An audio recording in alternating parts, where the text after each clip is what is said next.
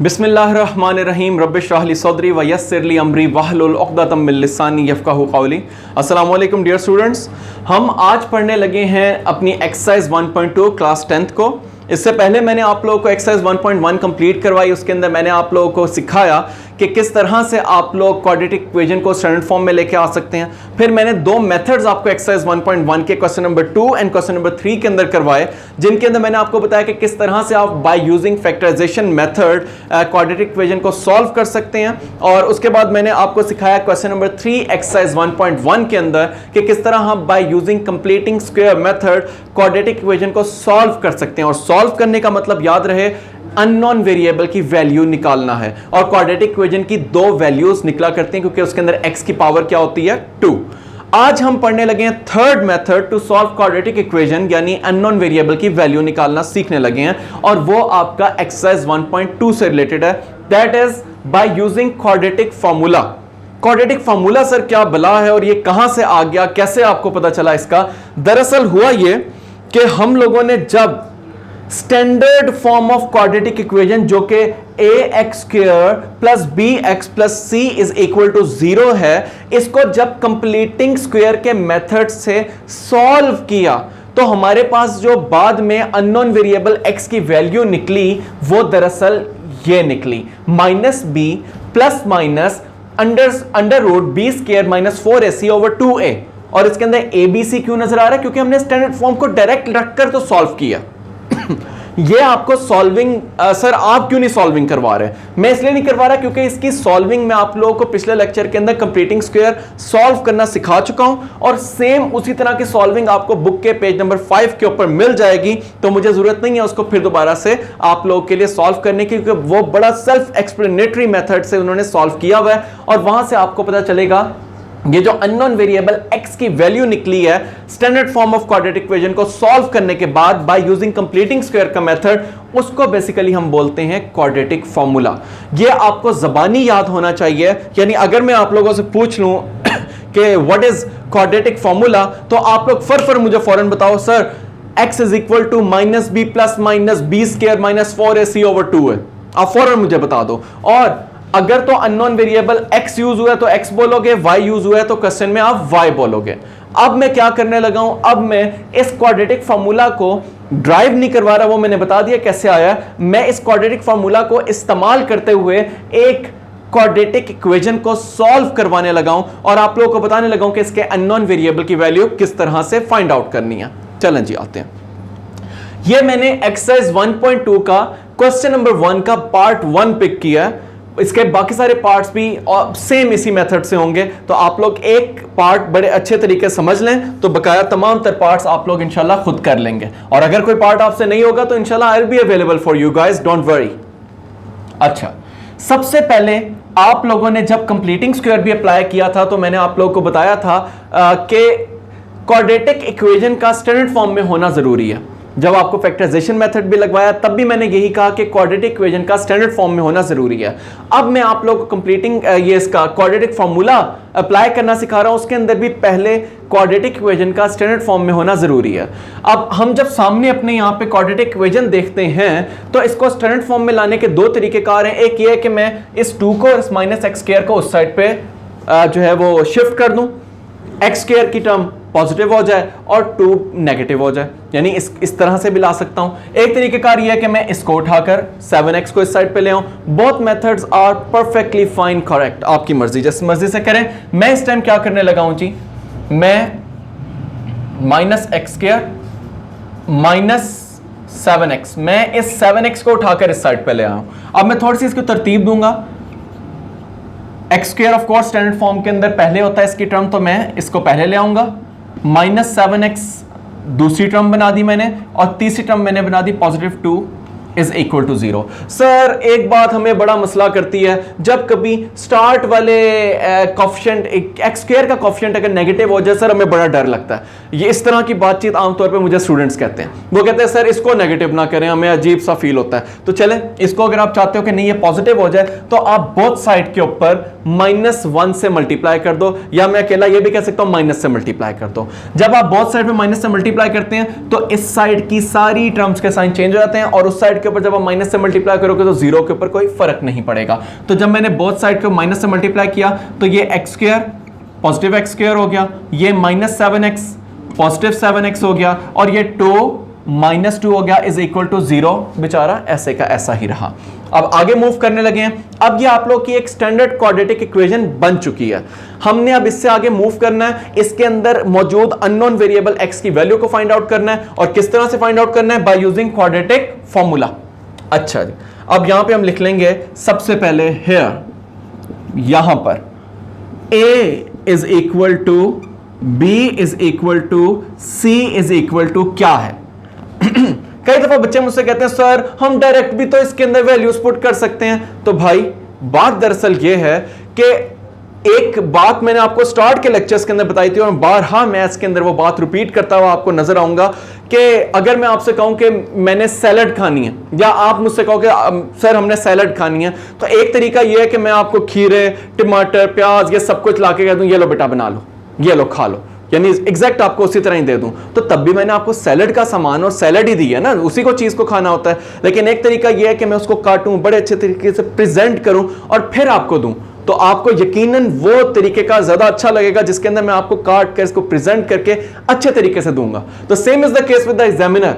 कई दफा बच्चे मुझे कहते हैं सर हमारे तो आंसर बिल्कुल परफेक्ट है, हमने एक एक आंसर मैच किया हुआ था, फिर भी हमारे 75 आउट ऑफ 75 नहीं आए। उसके और कई दफा मैं देखता हूं बच्चा बड़ा अच्छा होता है, उसने सारे क्वेश्चंस के आंसर भी सही निकाले होते हैं, बता भी सही रहा होता है, लेकिन प्रेजेंट करने के अंदर वो कुछ कोताहियां कर जाता है, कमी छोड़ जाता है इस किस्म की, जिसकी वजह से एग्जामिनर उसके मार्क्स काट लेता है। ओके जी, so here a is equal to, a की वैल्यू क्या है? a basically standard form of quadratic equation में a क्या होता था? x स्क्वायर का कोफिशिएंट। तो इधर x स्क्वायर का कोफिशिएंट कौन है? जब कुछ ना लिखा हो तो एक आपका 1 लिखा हुआ होता है। ओके जी, यहां पे 1 आ गया। उसके बाद कोफिशिएंट ऑफ x क्या है? ये रहा कोफिशिएंट ऑफ x 7, और तीसरा c की वैल्यू क्या है? -2। Here a is equal to 1, b is equal to 7, c is equal to -2। अब हम इसको पुट करेंगे क्वाड्रेटिक फॉर्मूला में, और आप यहां पे लिखोगे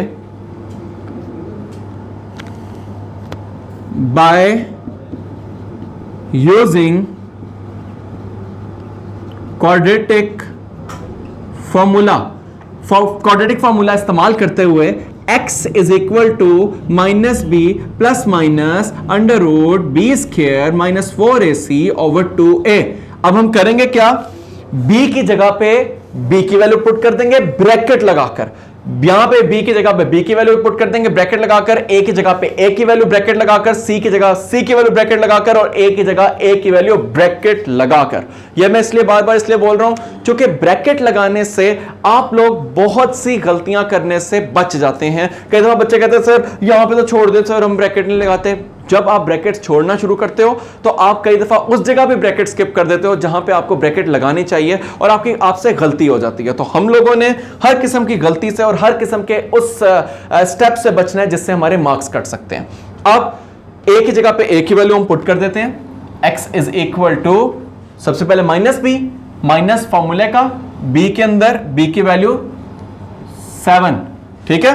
आगे प्लस माइनस, यहां पे देख रहे हैं आप b स्क्वायर, तो यहां पे क्या आ जाएगा जी? b के आपके पास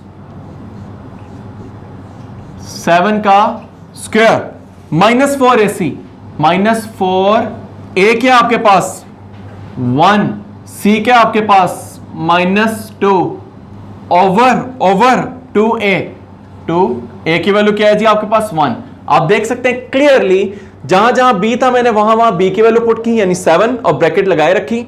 जहां जहां a की वैल्यू a था, a की वैल्यू पुट की 1, और c की जगह पे -2 मैंने वैल्यूज पुट कर दी। अब सिंपल आगे सिर्फ सॉल्व करेंगे हम। कई दफा बच्चे मुझे कहते हैं सर क्वाड्रेटिक फॉर्मूला जरा शॉर्ट है मेथड, ऑफ कोर्स शॉर्ट है लेकिन एहतियात लाजिम।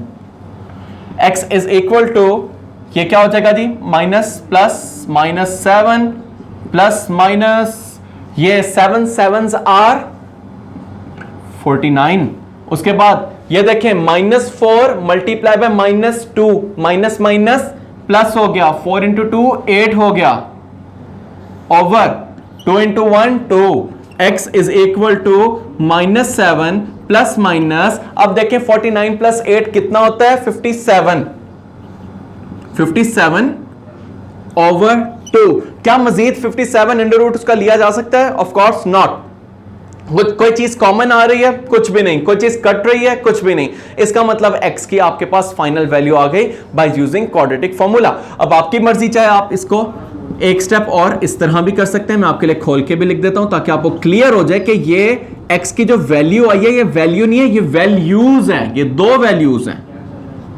एक आई है जी x is equal to -7 minus under root 57 over 2। ये दो वैल्यूज आई हैं और सोल्यूशन सेट में लिखना बहुत बहुत बहुत जरूरी है।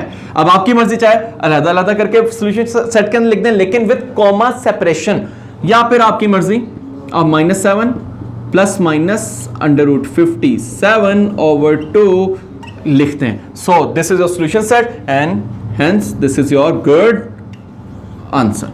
आप लोगों ने ये चीज जो मैं लास्ट में बना रहा होता हूँ, कई दफा मैंने पिछले ईयर्स में देखा, मैंने जब यहाँ पे इस तरह से स्माइल एक फेस बनाया तो बच्चों ने अपने पेपर भी बनाना शुरू कर दिया कि ये काइंडली आपने पेपर पे नहीं बनाना। ये सिर्फ आप लोगों को मैथ्स के अंदर इतने ज्यादा स्टेप करने के बाद कुछ मुस्कुराहट के कुछ लम्हात देने के लिए, ठीक है। खैर मैं रिवाइज करवा देता हूं। मैंने आप लोगों को इस लेक्चर में क्या पढ़ाया? मैंने ये पढ़ाया कि 1.2 क्वाड्रेटिक फॉर्मूला से आप लोगों ने अननोन वेरिएबल की वैल्यू निकालनी है क्वाड्रेटिक इक्वेशन में से। और क्वाड्रेटिक फॉर्मूला हमें मिला किस तरह से था? ये क्वाड्रेटिक इक्वेशन को स्टैंडर्ड फॉर्म में जब हमने कंप्लीटिंग स्क्वायर के मेथड से सॉल्व किया तो हमें क्वाड्रेटिक फॉर्मूला मिला। अब हमने एक्सरसाइज 1.2 के क्वेश्चन नंबर 1 के पार्ट 1 को पिक किया और पार्ट 1 को पिक करके उसको पहले स्टैंडर्ड फॉर्म में लेकर आए, फिर उसमें से देखा ए कौन है, बी कौन है, सी कौन है, और ए बी सी की वैल्यू हमने उसमें इंसर्ट की। इंसर्ट करके जस्ट एहतियाती तदाबीर को इख्तियार करते हुए, यानी एहतियाती तदाबीर आपकी मैथ्स के अंदर मैथ्स के रूल्स एंड रेगुलेशंस हैं, ब्रैकेट्स हैं, पॉजिटिव नेगेटिव नंबर्स हैं, टेबल्स खास तौर के ऊपर हैं, बहुत जरूरी हैं।